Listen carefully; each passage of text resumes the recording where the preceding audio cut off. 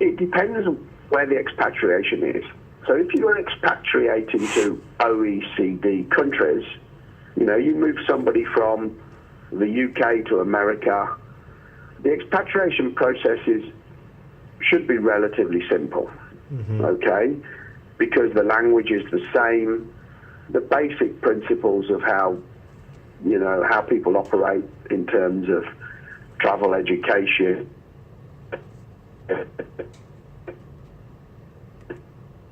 If you take somebody from one country to a different language speaking, to a different culture, to a totally different system, then it's very high.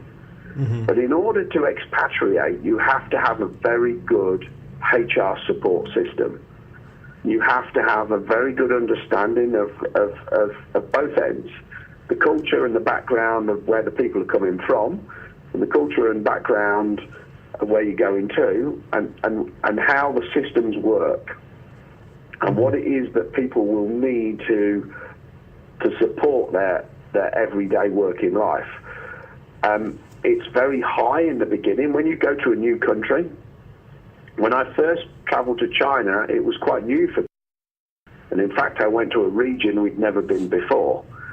And our HR people had to do a lot of research in the beginning to find out. They had to make a lot of trips to find out what was it like.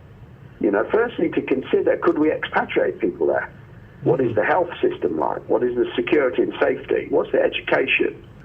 And after extensive research and visits, they came back and said, okay, we can expatriate, but there's some things we need to do. Firstly, we can't send families.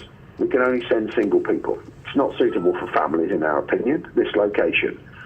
Secondly, when you go there, there actually isn't any suitable accommodation. We will actually have to build our own accommodation. There's nothing that we would comfortably put people in. And that can happen often in projects with camps, deciding, do you put people in camps or do you put them in existing accommodation?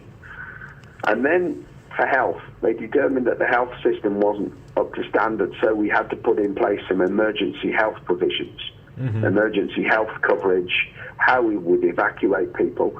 So all of that kind of burden falls, and that's kind of thinking when you get a new country. Once you've expatriated people to a country, you get experience of that country.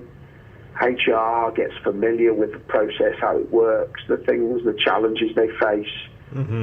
Then it gets easier. And so the HR supporting system is a little easier. All right? But I agree, you need a very sophisticated system. You need a good level of resource to support it. You need to have deep knowledge. And you do need to have people in country. There's no doubt. Eventually you need to have people in country to execute it. So, HR people in country to help to support the process.